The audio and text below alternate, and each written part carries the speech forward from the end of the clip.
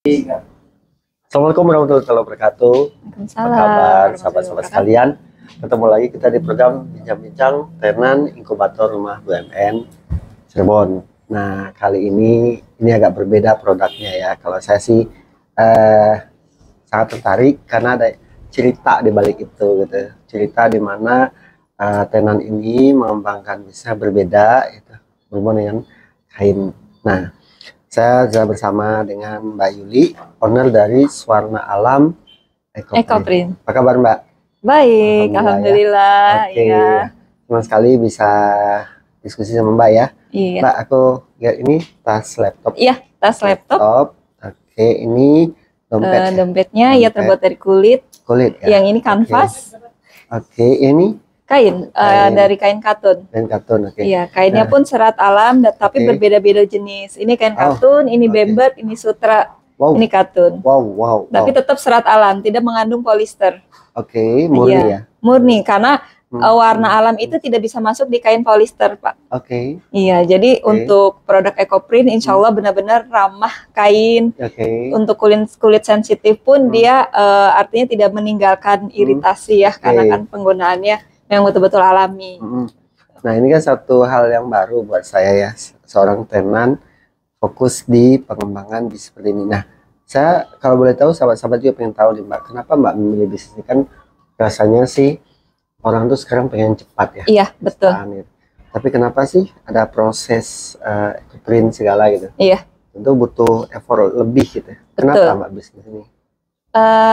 Memang saya dicari ya, karena waktu awal usaha memang tidak ini Pak. Awalnya saya main kuliner juga, perputarannya lebih cepat. Saya artinya lebih ada income itu lebih cepat dan lebih apa ya, artinya stabil gitu kan, karena tiap hari orang membeli. Kalau ini kan seasonal ya, hanya ada event gitu. Itu awalnya memang dari rasa jenuh karena tiap hari harus kejar-kejaran gitu kan. Akhirnya di tahun 2013 saya coba rubah usaha, main kain. Waktu itu saya jahit fashion batik Pak. Saya belanja batik, tidak produksi batik. Belanja batik saya buat kainnya, saya jahit. Tetapi lama-lama setelah mengikuti pameran yang dibawa oleh dinas, saya lihat kain Ecoprint Pak. Itu pertama kali saya jatuh cinta sama kain Ecoprint. Unik ya, lebih unik dari batik gitu kan. Karena saya tanya, ini kain apa Bu? Ini Ecoprint Mbak, bukan batik. Ternyata motif daun asli yang dicetak di kain. Yang ini ya? Iya betul. Itu daun-daun asli Pak yang ditempel dengan proses cetakan, namanya Ecoprint. Iya, teknik mencetaknya namanya Ecoprint. Jadi tekniknya itu yang sebenarnya. Betul, tekniknya yang disebut. Jadi ini gambar daun murni ya? Iya, daun asli. Ya? Betul, bukan hasil lukisan. Jadi ini daun eukaliptus. Daun eukaliptus itu tidak ada di Cirebon ya. Ada. Saya kalau mau pakai daun eukaliptus harus belanja dulu ke Bandung atau ke Jawa. Iya, ini di Cirebon nggak ada. Ya, jadi daun-daunan asli kita tempel di kain dengan proses Ecoprint itu. Nah, teknik mencetak. Ini dapat ilmunya dari mana Mbak? Saya banyak workshop Pak awalnya. Pertama awal otodidak, lihat di YouTube nggak jadi. Itu nggak kegagalannya tinggi ya? Tinggi karena ada bahan yang memang tidak ada di Cirebon. Sebetulnya saya hampir 90% tuh dari luar Cirebon Pak, bahan bakunya. Betul. Karena memang di Cirebon awal-awal saya membuat itu tidak ada kain Ecoprint di Cirebon Pak. Tapi ini jadi kesulitan untuk membuat. Mbak hanya sampai di kainnya saja atau ada produk pengembangan Pak, karena waktu itu kan jual kain, terkadang orang bingung mau dibuat apa, karena dilihat motif kan. Karena saya kebetulan bisa menjahit, akhirnya saya buatlah kainnya jadi baju. Jadi baju ada ide lagi untuk produk selain baju. Saya buat aksesorisnya seperti tas, sepatu, ataupun dompet, ataupun lanyar, topi, shawl. Iya, jadi saya pikir kenapa enggak setiap orang masuk ke booth kita saat kita pameran, kita bisa jual banyak gitu. Dia punya beberapa pilihan. Betul, banyak pilihan. Pada saat dia membutuhkan sepatu, kita ada. Kita unik juga gitu loh. Nah, kalau bicara ini kan ada ketahuan tuh. Jadi ada semacam temuan lah ya, gitu, bahwa di market butuh. Nah, kalau boleh bilang keunggulan produk Mbak Yuli dibanding pesaing apa sih? Jujur aja Pak, kalau keunggulan. Kalau saya bicara kan artinya meninggikan ya, tidak. Tetapi banyak yang alhamdulillah banyak yang repeat order itu kan ya, karena merasa produknya dirasa nyaman dipakai, cocok begitu kan. Jadi, keunggulan produk saya sendiri sebetulnya dia ramah lingkungan. Artinya ramah lingkungan di sini dari mulai proses pembuatan kita menggunakan bahan-bahan yang artinya tidak membahayakan lingkungan sekitar.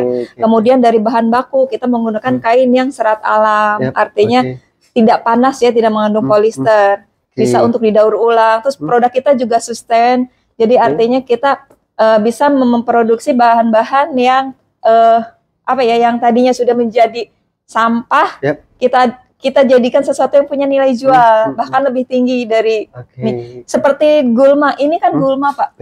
Rumput-rumput yang tadinya dibuang, dibakar, tapi saya ambil dijadikan bahan yang punya nilai jual, Pak. Nah, kalau ini satu bunga tuh untuk satu kain saja atau bisa dipakai beberapa kali? Tidak, Pak, satu kali pembuatan, betul. Jadi sahabat-sahabat benar-benar ini punya keunikan, ya, artinya punya keunggulan juga gitu ya dibandingkan yang saya. Nah, kalau teman-teman ingin dapatin informasi nih, kepoin produknya ada di sosmed? Iya, ada di sosmed, Pak. Kita di IG-nya di Swarna Alam Ecoprint. Swarna Alam Ecoprint. Iya. Swarna Alam Ecoprint. Swarna Alam Ecoprint. Banyak produk-produknya dan aktivitasnya juga di situ ya.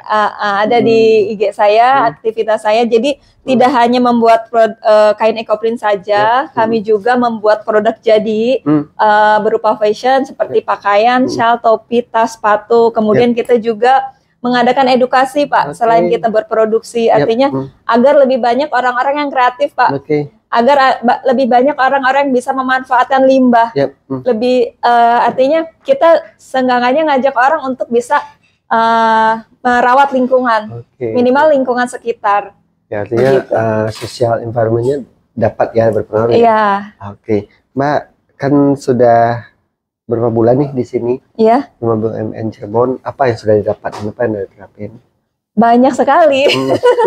Terutama sekali gimana caranya kita berbisnis ya. Artinya selama ini saya hanya memproduksi dan berjualan tanpa ada rambu-rambu lah istilahnya gitu ya. Kalau kita berjalan tanpa rambu, kita bablas saja, ada halangan atau apa kita bisa celaka gitu. Tapi kalau setelah ada pelatihan di sini, saya ada punya rambu-rambu, artinya saya jangan pakai dana yang harusnya itu dana usaha, tapi tiba-tiba saya pakai. Nah itu kan yang tadinya saya nggak paham gitu kan.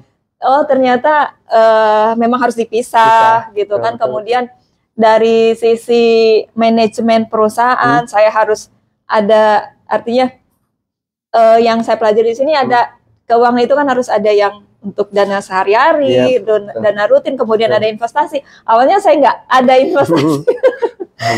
Alhamdulillah. Jadi sedikit-sedikit sudah tertata, walaupun belum maksimal ya, tapi minimal sudah melangkah untuk lebih baik. Ya. Nah, terakhir Mbak, kalau impian Mbak ke depan apa ya terhadap Swarna Ecoprint ini? Kalau usaha sih, saya punya impian, saya betul-betul menjalankan usaha itu saya sebagai owner ya Pak. Karena sementara ini karena kita masih berada di posisi UKM, saya masih startup. Saya pengen perusahaan saya menjadi perusahaan besar minimal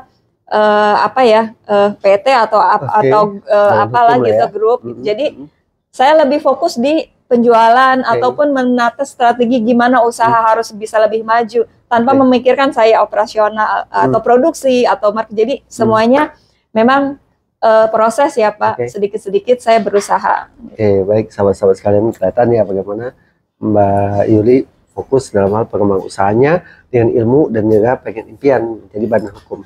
Makasih sekali Mbak Yuli atas sharingnya, banyak informasi, inspirasi yang kita dapatkan sehingga bisa memberikan insight buat teman-teman sekalian.